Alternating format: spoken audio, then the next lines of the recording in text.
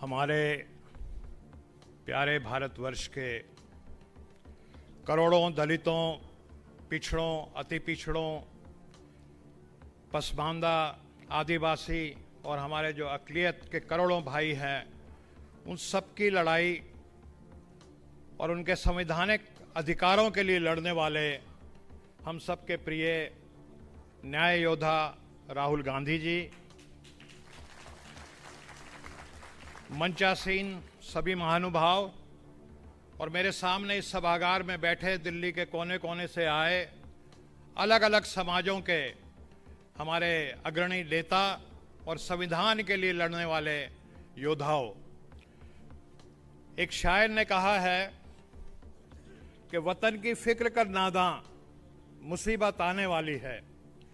तेरी बर्बादियों के मशवरे हैं आसमानों में, न जागोगे तो मिट जाओगे। अरे हिंदुस्तान वालों, तुम्हारी दास्तां तक भी ना होगी दास्तानों में। तो आज हमारा देश जिस नाजुक मोड़ पे है, उससे कम इस सभागार में बैठे सभी प्रबुद्ध हमारे भाई, हमारी बहनें सब जानते हैं। जब से दुनिया बनी है तब से गुड फोर्सेस, इविल फोर्सेस के बीच में लड़ाई जारी है। और जब हमारी आज़ादी की लड़ाई चल रही थी तो जो गुड फोर्सेस थी, जो अच्छी सच्चाई की लड़ने वाली ताकतें थी, वो स्वतंत्रता का संग्राम लड़ रही थी महात्मा गांधी जी के नेतृत्व में।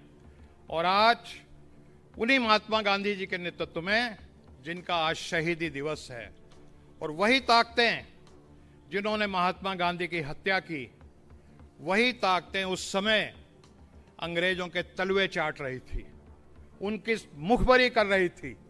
जो हमारे स्वतंत्रता सेनानी थे उनको फांसी पे चढ़वाने की साजिशें रच रही थी। देश स्वतंत्र होता है, आजादी मिलती है, महात्मा गांधी, पंडित जवाहरलाल नेहरू, सरदार पटेल, बाबू जगजीवन राम, मौलाना आजाद सब मिलकर बैठते हैं कि अगर हमें इस देश को स्वतंत्रता सेनानियों के सपनों का देश बनाना है तो संविधान भी ऐसा बनना चाहिए जिसमें समता हो, सबको न्याय मिले, बंधुत्व हो, प्रेम हो, भाईचारा हो। और उसके लिए जिस शख्स को सब चुनते हैं उसका नाम है डॉक्टर भीमराव अंबेडकर। और बाबा साहब ने वो संविधान बनाया, ऐसा संविधान बनाया कि मैं समझता हूं इस देश के जो करोड़ों दलित, पिछड़े, हमारे आदिवासी, जो हमारे अक़लियत के भाई हैं, वो जानते हैं। जरा कल्पना कीजिए, 2 पीढ़ी 3 पीढ़ी पीछे मेरे दादा, मेरे परदादा किस हालात में रहते थे।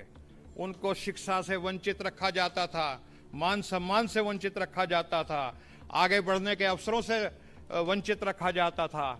और आज अगर हम अपने आसपास नजर डालें तो हम लोगों ने जो तरक्की की है वो इस संविधान की वजह से की है। लेकिन जब ये संविधान बना, जब बाबा साहब ने पेश किया, तो वही इविल फोर्सेस, उन्होंने इसका विरोध किया।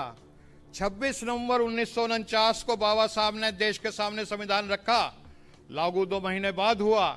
तो उस समय 30 नवंबर को जो आरएसएस का मुखपत्र है, ऑर्गेनाइजर, उसने लिखा कि ये संविधान को हम नहीं मानते क्योंकि इसमें मनुस्मृति का जिक्र नहीं है, ये मनुस्मृति पर आधारित नहीं है। और मित्रों, आप सब जानते हैं मनुस्मृति क्या है।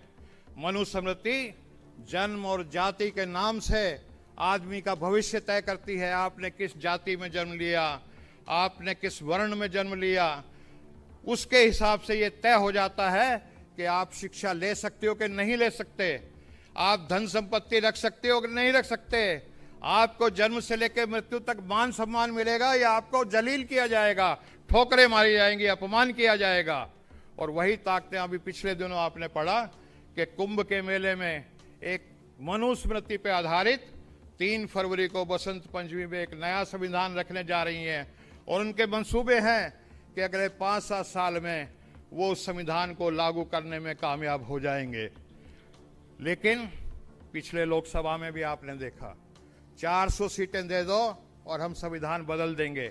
लेकिन मैं बधाई देता हूं इस देश के दलित पिछड़े आदिवासी जो जागरूक हैं, हमारे कुछ भाई नफरत की आग में बह भी जाते हैं, ये भी हमें मानना पड़ेगा। लेकिन जो हमारे दलित पिछड़े आदिवासी, हमारे अकलियत के जो जागे हुए भाई हैं, उन्होंने इस खतरे को समझा और उनके मसूबे पे पानी फेर दिया। साथियों, कुदरत कहती है कि खतरा जितना बड़ा होता है, उस बड़े खतरे से मुकाबला करने के लिए कुदरत उतना ही बड़ा न्याय योद्धा हमारे बीच में भेज देता है।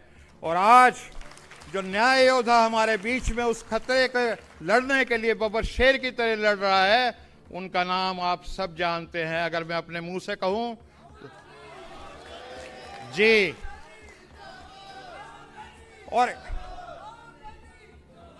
और इसी लड़ाई के चलते वो ताकतें नहीं चाहती कि राहुल जी ये लड़ाई लड़ें।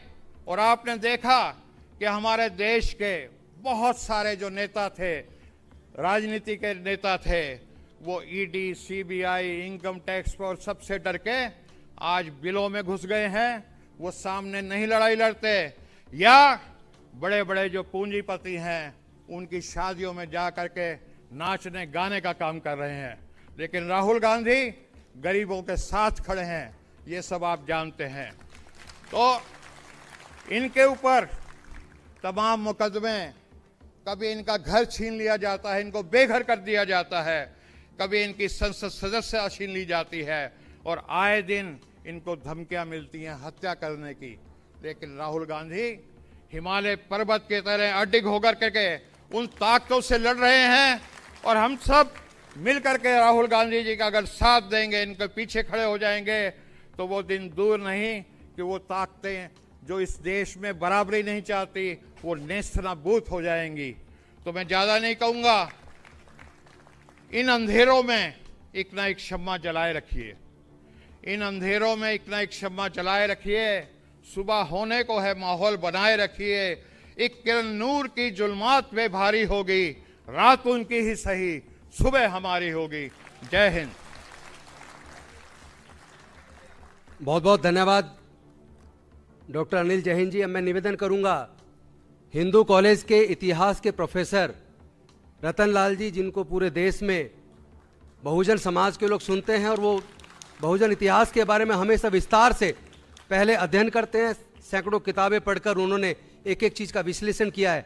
मैं चाहूँगा कि 5 मिनट में प्रोफेसर रतन लाल जी आएँ और वो भी अपने सारगर्भिक विचारों से